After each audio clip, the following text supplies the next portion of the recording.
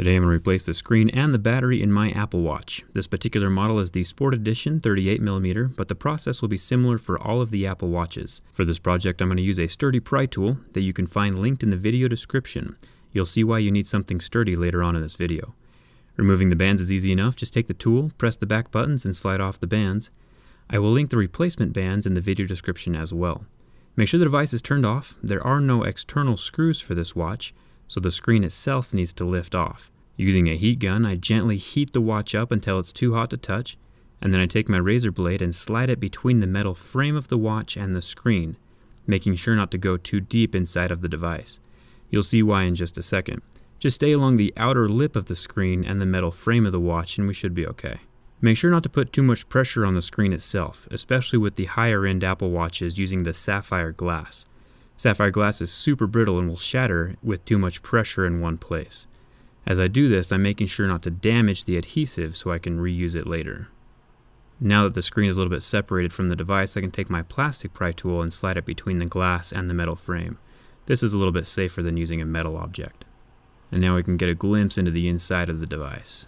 This little metal cover over the screen connections is a super huge pain. The latch does not want to come off, but with a little persuading down by the little tip towards the bottom of the watch, you can get it to eventually separate. The little screen ribbon cables underneath the latch can also be snapped off using the same plastic pry tool.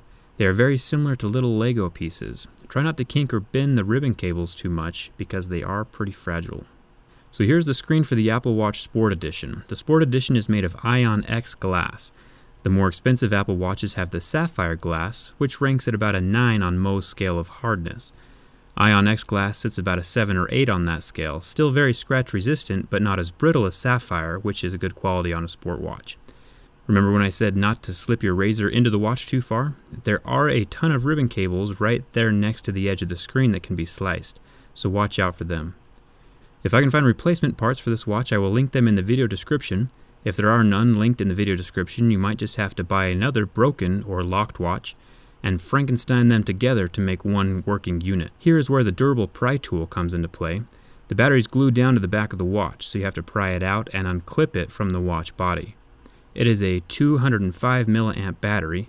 For reference, the Android smartwatch, the Moto 360, it has a 300 mAh battery. You can see the Taptic motor here. This is what you feel vibrating on your wrist when you get notifications, and it is actually surprisingly strong. Instead of a rotating motor like you see in most smartphones, this one pulses back and forth to get a stronger buzz. Clipping the battery back into place is relatively easy. The watch side of the connector just folds up to allow you to pinch the battery back onto it.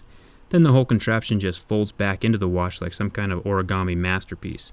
Clipping the screen ribbons back down is a lot harder. The Lego connections are itty-bitty and you have to get them just right for it to click into place. I'm going to test the screen before I put the little metal latch back on, so I don't waste time with that tiny little thing. And the screen works great, so it is time for the latch.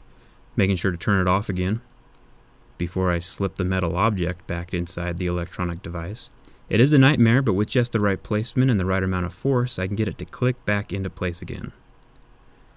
I personally am just going to use the same adhesive that was already in the watch to put back down the screen, but you can always use a strong, thin, double-sided tape as well if you're worried about it coming loose. I will link that in the video description as well.